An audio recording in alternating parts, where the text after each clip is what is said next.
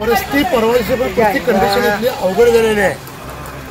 कृष्णेचं पाणी व पंचगंगेच्या पाण्यात तुंब चढलेला आहे.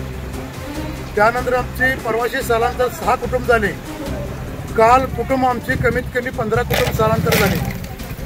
त्यानंतर इथं परिस्थिती कंडिशन आमची इथे सगळे या घोटवणपूर विभागात 400 मसरा आहेत आणि 100 गैरा आहेत. त्यापैकी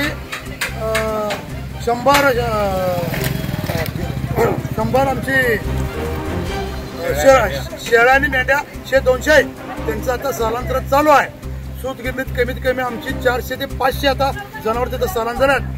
शेळ्या मेंढ्या बी तिथं आमच्या आता कमीत कमी 100 स्थलांतर झालेलं आहे. आणि इथं प्रशासक इथं लक्ष नाही, काय नाही, येणं नाही, जाणं नाही. प्रत्येक हे स्थलांतरवाल्यात आपापल्या खर्चानं आपापलं यायला. त्यानंतर वैरण चालायची कंडिशन बिकट परिस्थिती आहे. हे असं काय परिस्थिती वाटलं असं वाटलं नाही. त्यानंतर प्रशासक इकडे अजून लक्ष म्हणून काय लक्ष नाहीच. कोणी इथं आलेले नाही.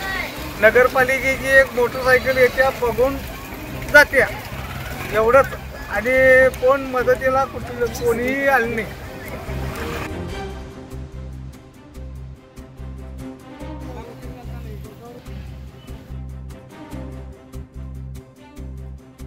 सकाळी आले पाणी.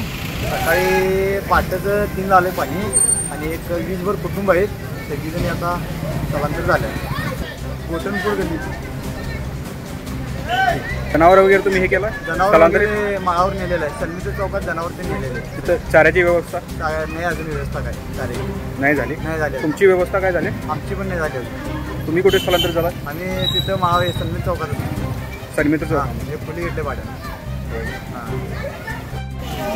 आम्ही इथं 3 कुटुंब आहेत. आता सध्याला पाणी आलंय सगळं इथं. तुम्ही आता स्थलांतर केलाय? तुम्ही आता पसारा वगैरे सगळं काढलाय? वर काढलंय की काढून वरती ठेवलंय सगळं. आता राहायला कुठे तुम्ही गेला? राहायला अजून तिथंच आहे. तिथंच आहे. आता राहायची सोय वगैरे काय कुठं काय? अजून काय कुठं नाही. बरं. अजून तर कुठं नाही.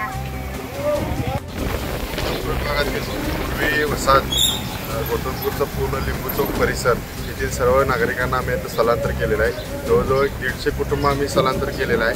उर्वरित मधचा जो भाग आहे त्यांचं सगळं सामान आपण भरून ठेवलेलं आहे. संध्याकाळपर्यंत त्या पण नागरिकांना आम्ही दत्त कॉलेज असेल, SBI स्कूल असेल, तेरवाडला संजीवनीचा असेल या ठिकाणी आम्ही लोकांना स्थलांतरित होण्यासाठी सगळ्यांना सूचना केलेल्या आहेत. जनावरांसाठी काय सुविधा? जनावरांसाठी पार्वती सुतगिरणी येथे आमदार साहेबांनी, फेडराव साहेबांनी पूर्ण पार्वतीचा परिसर सगळा उघडा करून दिलेला आहे. पाण्याची व्यवस्था केलेली आहे, चाऱ्याची व्यवस्था केलेली आहे. तिथे जवळजवळ 250 जनावर आता वावरे तिथं घोटणपूर विभागातील 250 ते 300 जनावर आता स्थलांतरित आम्ही केलेले आहे. जनावर वगैरे काय आलेत ते? 2-3 फूट पाणी अजून संध्याकाळपर्यंत किंवा उद्या सकाळपर्यंत वाढण्याची शक्यता आहे. सोडलेला जो पाण्याचा फ्लो आहे, कोयना असेल किंवा राधानगरी असेल, ते पाणी आता जरी पावसाची उघडी मिळाली असली तरी पाणी जे सोडले ते तर फुटभर काय ना वाढण्याचे चान्सेस आहेत.